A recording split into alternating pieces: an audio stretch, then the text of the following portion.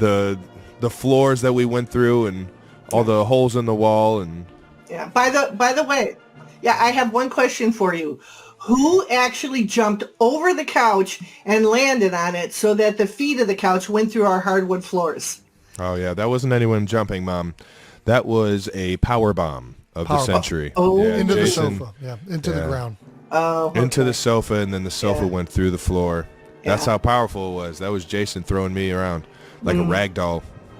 Yeah, we just kind of slid that thing over and made sure you never knew about it. Yeah, I know. But we found it before we sold the house. But we fixed it. But I'm curious, why or how did we never break the television? With as many times as you were throwing a lacrosse ball across the living room, how did it never break? Well, that was the one thing that we cared the most about in our tiny little lives at that point was the TV. We couldn't break the TV. What would we do all day? But you were still throwing balls, throwing all kinds of stuff. Yeah, but we made sure to steer clear of the TV. We knew not to touch the entertainment.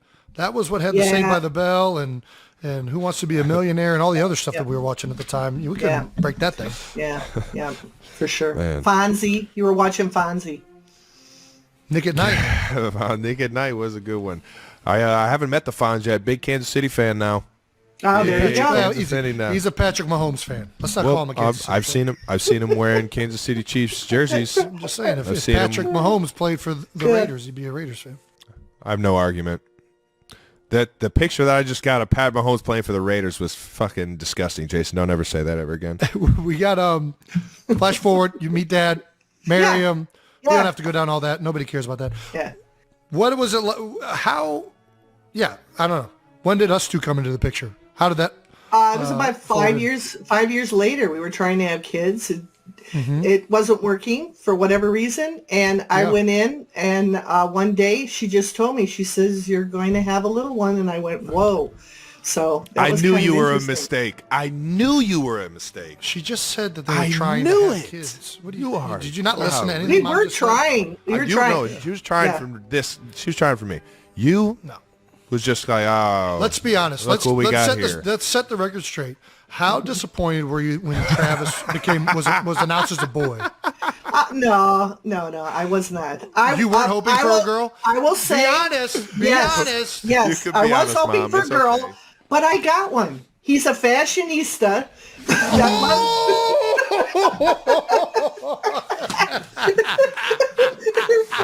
I see where this is going, you two. And a dancer. And a dancer. Yeah, there's a lot of. I see it now. No. I'm just teasing. What was Travis's name going to be? I was about to say, was it Tracy? No. What about? And I have a little thing. You remember you guys were saying that I named him after the fat kid on Overboard? That's what I thought you named me as.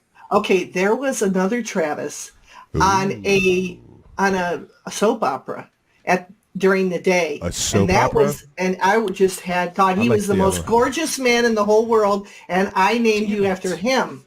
So you told Dad. Time out. I'm going to hold on. So you told Dad that you liked the name Travis off of a fat little kid from Overboard, but secretly you had a man crush going on, and that's who you named him after. Yep. That's so terrible. How could you do that? Oh, well. No, I'm joking.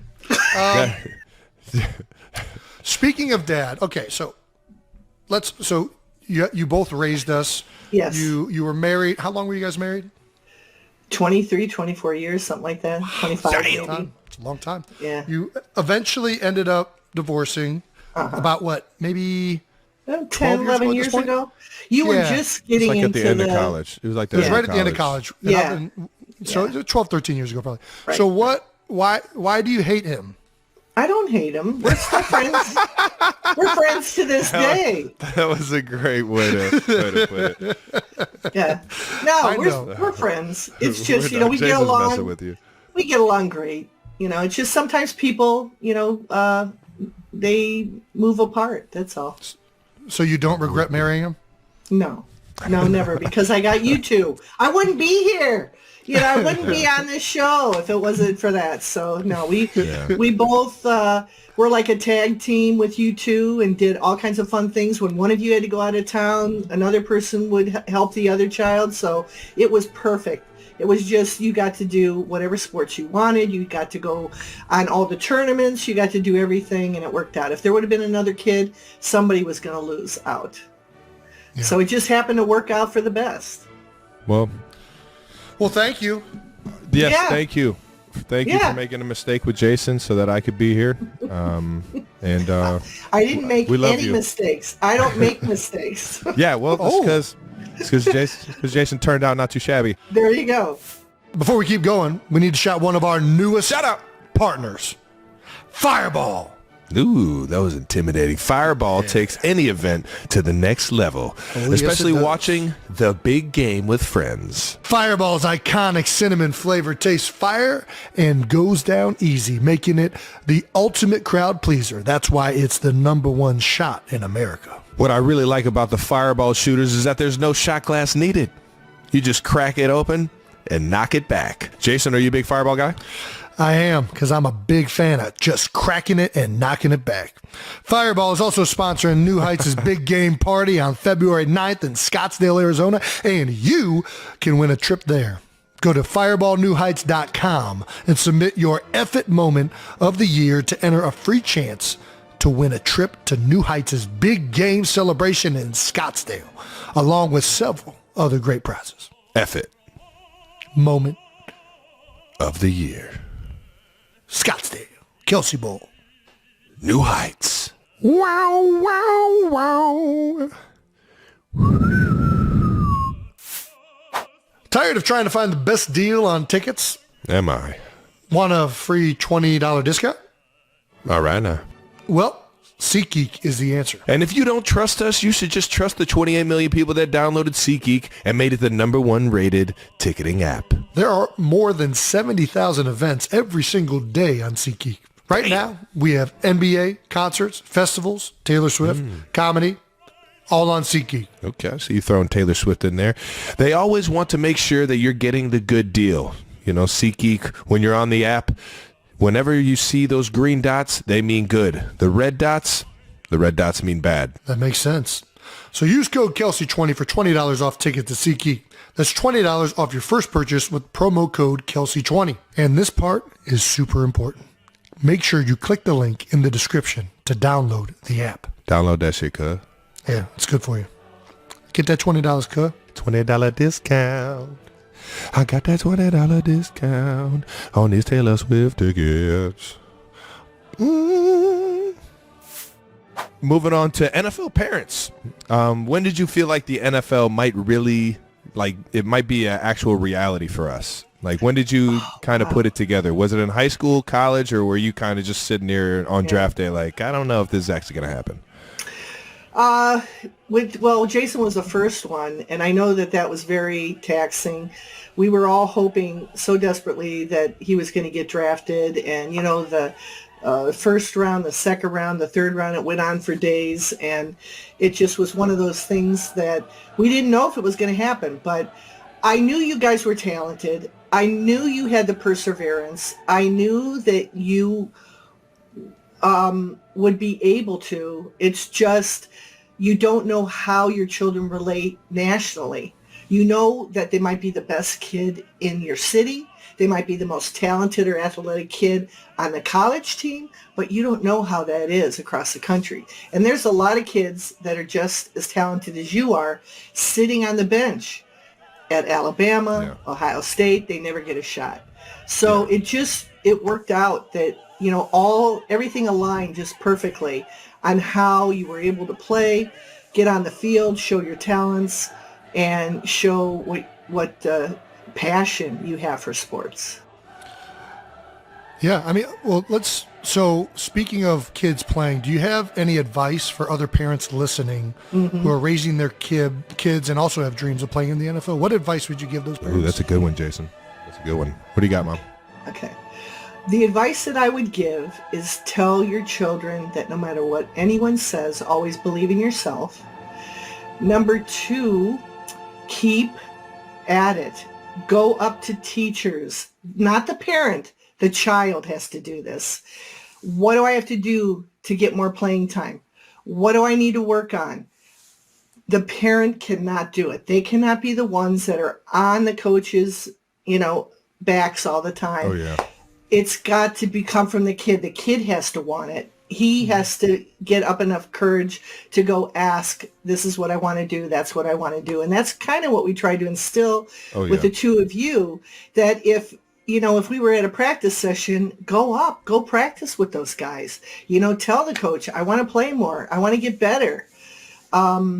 That's basically it. We were definitely more curious than a lot of the kids growing up. But I think we both commend you and Pops, because at least all of my head coaches and coaches on every single sports team that I had, especially all the travel leagues and all the community leagues, they all said how much they love you and Dad for never complaining to them about playing time or why we're not getting, certain looks or certain opportunities.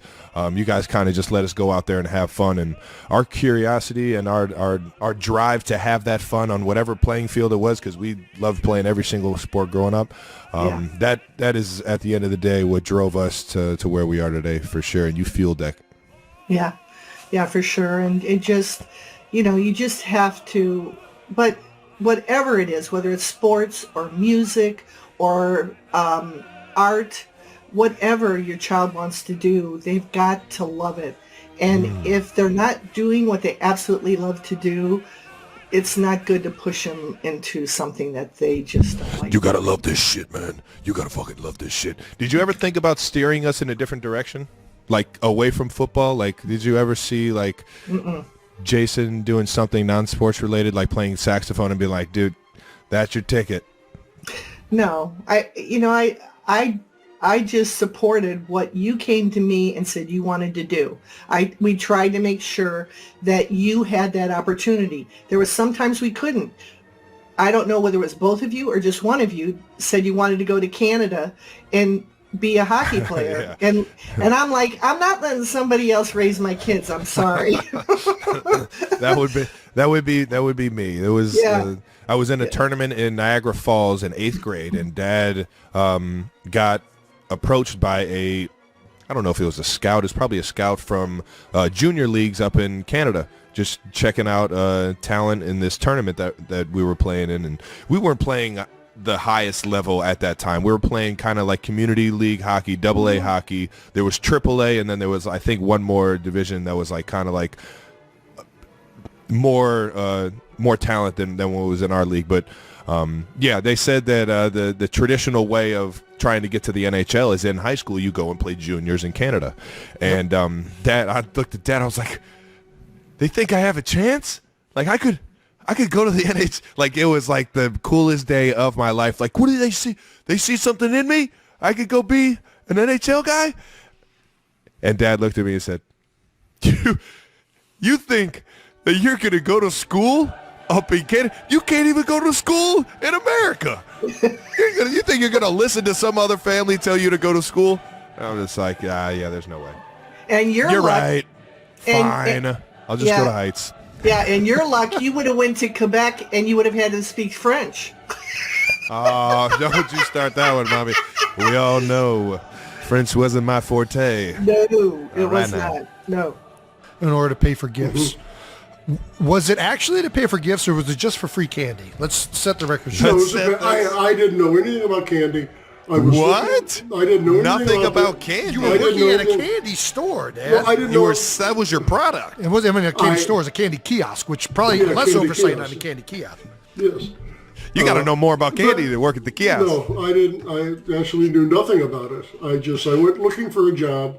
Yeah. There was an ad in the paper for part-time seasonal work. Mm-hmm. Typically, if you're working in the steel industry in the sales of operational products, or any of the installations, even if you're just a service guy, things slow down right around Thanksgiving till after the first of the year.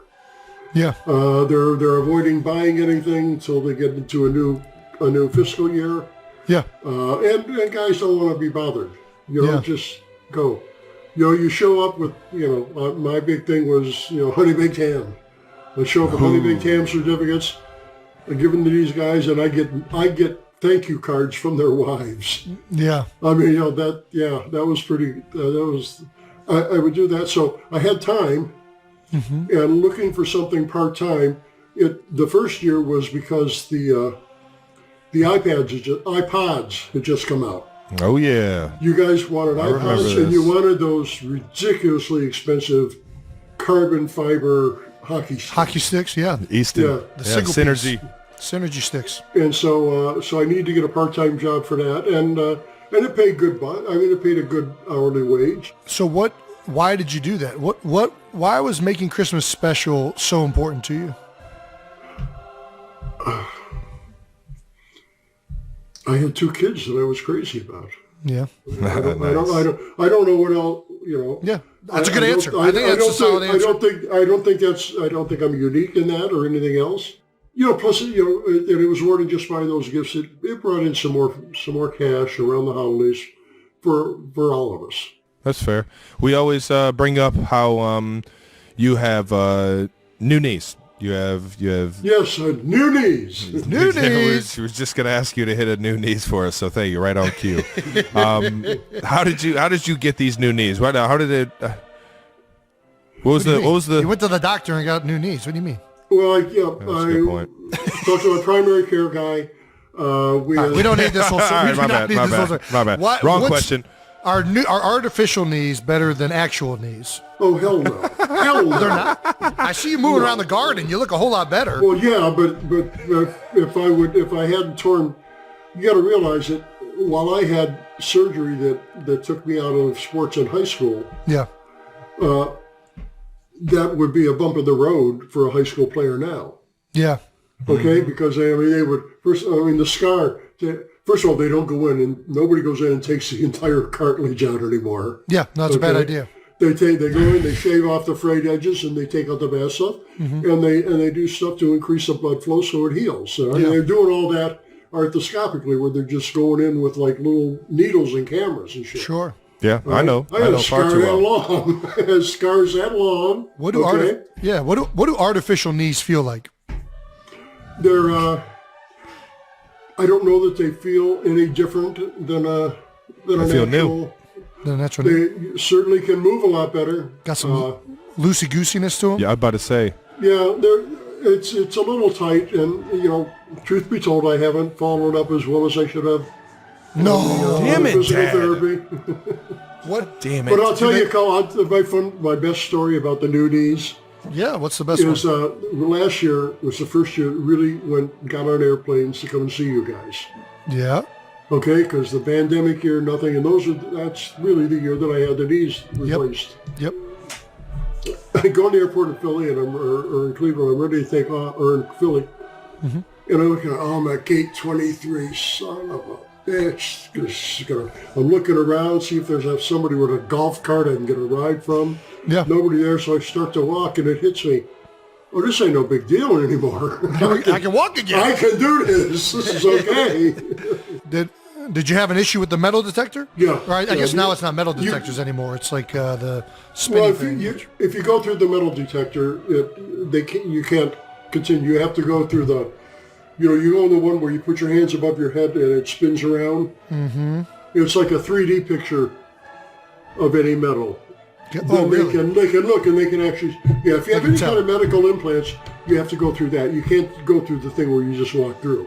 Got it. Well, now we know. I'll tell you what, Dad. I tell everybody that Jason is Ed Kelce 2.0. You guys are literally mirror images of each other, and I love every bit of it. Do you agree? Do you see more in Jason of yourself than you do in me? Am I spot on with this? Oh, hell no. There are things, and you're not the first one to mention it, there are mannerisms, tone, speech things, the way we talk and address people and stuff that are very similar between me and Jason. Oh, yeah. But as far as, do I see more of myself in Jason than you? No, in some ways it might be the other way. Whoa! In what ways specifically? Well, I don't. No, I'm not going into that. We all were thinking it. Because he sees the negative things. He sees the negative things. He can't read. He's very poor with money. Dad's a great reader. What are we talking about? What? Not, I thought it was just... No, we're not going there. All right. Next question. Trav, come on. You got this next one. Now I want to know what you see in me that you see in yourself. Travis, when this is did all the you things you feel need the to fix. When did you feel like the NFL might be actual reality for me and Jason? Did you ever think about steering us in a different direction, or when we... Well, I was never going to steer you any place. I was just, my thoughts were always, my job is to help you find a passion and then feed that passion. Now, your passion, both of you guys, was sports. But it would have been the same thing. It would have been music, dance, art, whatever. Whatever you want to do, I'm there, but you're doing something, goddammit. Yeah. And as far as the NFL, it was very apparent to me when you were in high school there was something outrageously special about both of you. Maybe even middle school. And I'm not alone in that puberty. regard. Yeah. We're bigger than everybody. Might have been the size. Was it the... No? Okay. No, by the time puberty hit, you've been playing hockey for 3 or 4 years each. Right. Hockey was such a huge influence. Yeah.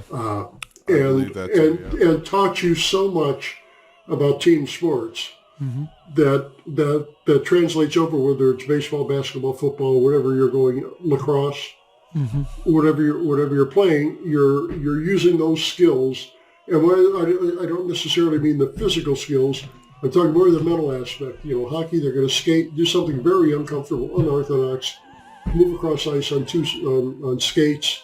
At the same time, you got to stick, you keep on the ice, you got to puck, you can't look at it, and you got to keep skating. And at the same time, you're looking at a rotation on that ice of where players are going and to know where you're going to go. Yeah.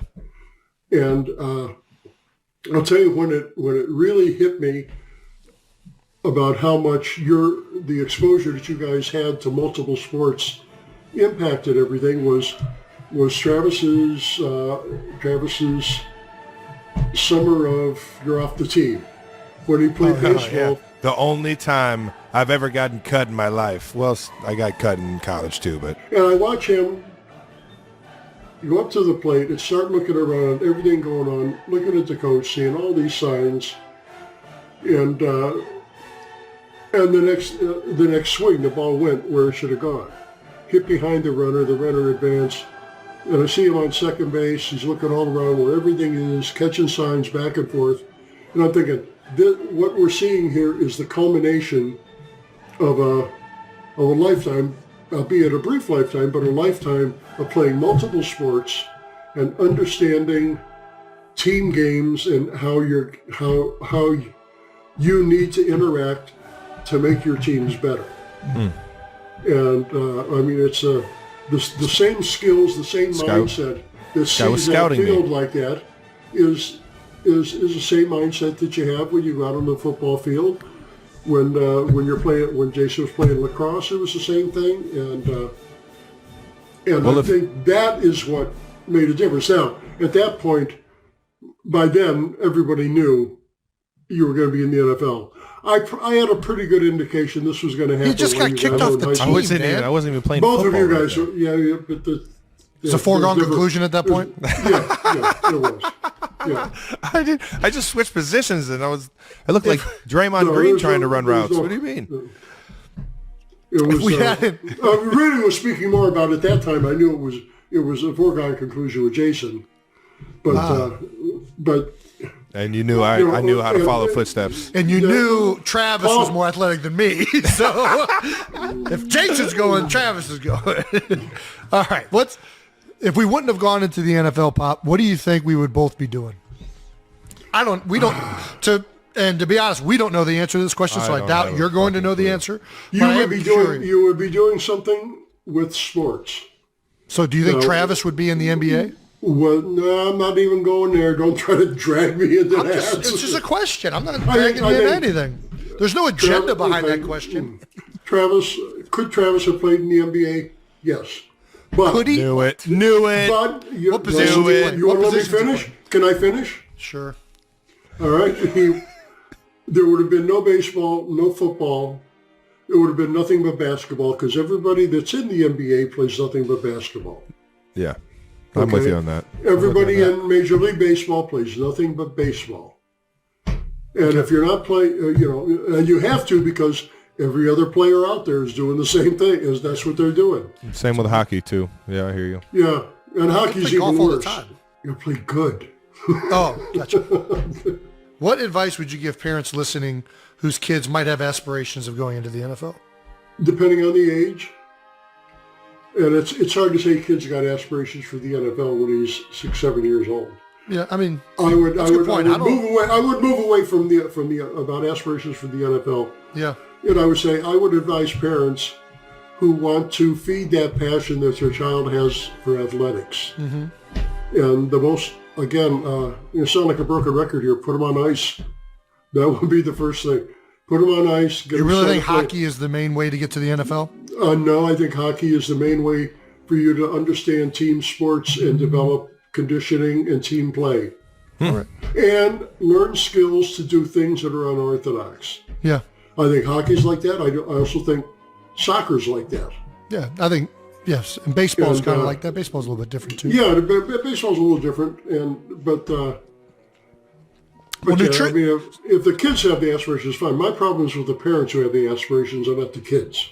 Well, you got to tell the world what you're feeding us, man. Yeah, speaking of feeding, you just talked about feeding. What do you feed NFL kids? To grow future NFL players, what is the nutrition like for those kids growing up? What is it? I'm going to tell you, but it's not for NFL kids. It's not for anything. It's for healthy young bodies. What's that? Meat, protein, protein with every meal, a carb with every meal, fruit and vegetable. Where does soda fit? We never got vegetables growing up. I never ate a single vegetable. We ate Giorgio's oven fresh pizza every single night. Not every night. Hamburger helper sometimes. Good. No, Hamburger helper. Go back to Giorgio's. Go back to Giorgio's. Can we go to Giorgio's? You want to go to Bagel Bites? What's on Bagel Bites? I want Bagel Bites. Huh? What's on a Bagel Bite? Carbs. What's on the Cheese. Bagel Bite? Cheese. What's that red stuff? That's sauce. Salt. Yes, yeah. It's high fructose corn syrup. High fructose corn syrup. No, it's not. Yes, I guarantee it's high fructose corn syrup. It's a vegetable sauce. Somebody pull up the nutritional ingredients of Bagel Bites. It's high fructose corn syrup. Bagel Bite. You may have me on Bagel Bites, all right? Let's get to the real nutrition that we had every single time, most frequently probably, besides peanut butter and jelly sandwiches, which was probably the number one thing we ate. Wow, what a beautiful and emotional moment for the Kelce family.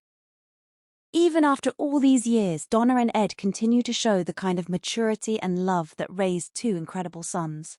Seeing Donna get overcome with emotion when Ed invited her to his wedding with Doree really reminds us what family is truly about. Respect, grace, and putting love above everything else. Whether you're Team Donna, Team Ed, or just love this blended family vibe, one thing is clear. The Kelces do family better than almost anyone. What do you think? Would you invite your ex to your new wedding? Drop your thoughts in the comments below. Be kind. If you enjoyed this video, make sure to hit that like button, subscribe for more Kelce family updates, and turn on notifications so you never miss a story. Thanks for watching, guys. Stay classy, stay kind, and we'll see you in the next one.